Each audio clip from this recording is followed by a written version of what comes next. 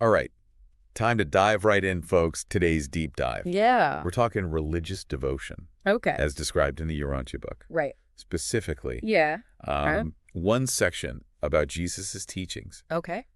during his travels through Galilee and Phoenicia. You ready for this? Absolutely. This is some pretty interesting stuff. This is not your average Sunday school material. Oh, that's what I like to hear. So paint the scene for me. What makes this section of the book so unique? All right. So picture this. Okay. You are with Jesus and his followers. Mm-hmm. Warm afternoon, walking near Liz. Everyone's taking a break, eating lunch. Okay. And then Jesus just launches into this super deep conversation about the very nature of religion. Wow. Talk about food for thought. Okay, so Jesus is just dropping truth bombs over hummus and pita. Man, I need to step up my lunch game. Spoken with a chuckle. But seriously, what's he saying? Well, he starts by breaking down religious devotion into 3 forms. Okay. The first, primitive religion. Primitive religion. Okay. I'm picturing like cave paintings, maybe a rain dance or two. Exactly. It's that very, very early human urge to explain what they can't explain. Right. They're afraid of natural forces, storms, eclipses, you name it. Yeah. It's all about survival superstitions, trying to appease these mysterious powers. Yeah. Now that makes sense. I mean, they didn't have science to explain any of this stuff, Right. So it's like finding meaning in the supernatural. Exactly. And what's interesting is the Urantia book, it doesn't just dismiss this. Right. It acknowledges that, you know what, even today, that instinct to find meaning in the unknown, it's part of what makes us human. It's still there. Yeah. Okay, so what comes next on this religious evolution chart? So next, Jesus, he introduces the religion of civilization. Okay. And this is where things get even more interesting. Okay. So we're moving beyond just fear, right? Right. Now it's about the mind. Okay. Organized religion, you got your doctrines, your intellectual theology, Right. all those carefully constructed belief systems. Right. So less sacrificing goats and more like debating interpretations of ancient texts. Precisely. Spoken with a chuckle. But the text suggests that even though this is progress, it can also be a trap. Oh, how so? We can get so wrapped up, in the rules, the dogma, Yeah. the intellectual gymnastics of it all, that we might lose sight of the actual experience of faith. Okay, I'm sensing a but coming here. Yeah. There's got to be more to it than just following the rules. 100%. That is where Jesus introduces his third form, true religion, or as he calls it, the religion of revelation. Religion of revelation. And this is where things get really, really interesting. Okay, religion of revelation. Yeah. It sounds like we're about to unlock like a secret level of faith here. Spoken with a chuckle. Right. What makes this different? So this is really where the Urantia book sets itself apart. Okay. This isn't about fear-based rituals Right. or just blindly following doctrines. Okay. This is about a direct personal experience with the divine, Okay. a revelation that comes from within, So it's less about, like, what you believe. and more about like how you actually connect Yes. with something beyond yourself. Yes, exactly. And the Uh-huh. text really emphasizes this, Okay. this kind of faith. It's not passive.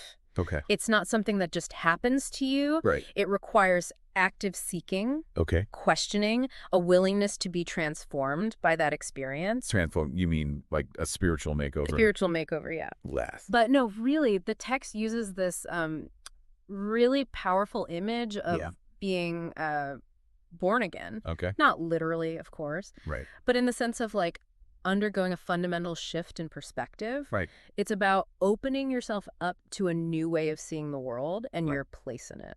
Okay, that makes sense, but I have to be honest, it also sounds a little intimidating. Yeah. Like, what if I'm not sure I'm cut out for this whole spiritual awakening thing? Well, and that's the beauty of it, though. Okay. The Urantia book really emphasizes like this journey. It's Yeah. unique to each individual. Okay. There's no one-size-fits-all approach here. So there's no like spiritual boot camp I have to go to. Right. No meditation retreat required. No, not necessarily. Okay. It's more about cultivating the sense of openness, curiosity in your everyday life. Okay. It's about paying attention to those moments of awe and wonder, Yeah. those little glimpses of something greater than yourself. Yeah, I like that. That's good. Yeah. It's less about forcing it. It's more about being present and receptive. Mm-hmm. But the text did mention something about this path being more demanding. Yes. What did it mean by that? Yeah. So Jesus is very clear about this. Okay. Choosing the religion of revelation, Yeah. it's not always easy. Right. It takes courage to question your beliefs, to challenge your assumptions, Right. to be open to new possibilities, Yeah. even if they make you uncomfortable. So it's not for the faint of heart. You could say that. It requires a certain level of Yeah. self-awareness Okay. and willingness to confront your own biases. Right. But that is, the text suggests, Yeah. that's where the real growth happens. Okay. It's in those moments where Yeah. you're wrestling with doubt, uncertainty. Yeah. That's where we discover a deeper, more authentic faith. So this religion of revelation sounds intense, Yeah. but like, what's the payoff? What does this even look like in practice? Well, the Urantia book actually gets pretty specific here. Okay. It lays out what it calls the fruits of the Spirit. Fruits of the Spirit. Yeah, these aren't literal fruits, obviously. Right. But it's more like qualities Okay. that should like blossom in the life of someone sure. who is truly connected to the divine. Okay, so give me the rundown. What qualities are we talking about here?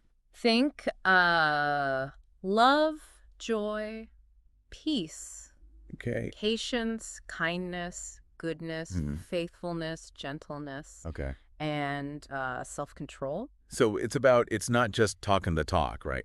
It's Yeah. walking the walk. Exactly. Actions speak louder than words. Yes, the Urantia book really emphasizes that. True faith. Yeah. It's not passive. It's about actively embodying Right. these virtues in your everyday life. It's like Gandhi said, be the change you want to see in the world, There you go. right? It's Mhm. about actually aligning your actions with your beliefs, Yeah. however hard it gets. And the text even goes further, suggesting your entire life should become like a testament to your faith. Okay. It's about staking your existence. Whoa, staking your Okay, what does that even mean? It's about living with this sense of purpose, Oh. this deep conviction that your life has meaning and Yeah. value beyond just like the material world. Right. It's about making choices that reflect those values, Right. even when they're hard, even when they're unpopular. Yeah. It's about, living with integrity, Yeah. compassion, Yeah. like a commitment to something bigger than yourself. So it's not about blindly following the rules No. or even just like seeking comfort in dogma. It's about living a life of purpose. Yeah. That reflects what you actually believe. Yes. And the Urantia book argues that this kind of faith, Yeah. this willingness to stake your existence on something more Yeah. can be this powerful force for good. Right. It's a call to action, to live a life of meaning, Yeah. to inspire others to do the same. Wow. It really makes you think about the impact we could all have if we took that approach, right? It really does. It gives you a lot to think about. It does. Yeah. It really challenges us to think about what we value Yeah. and how we're reflecting that Yes. in our everyday life.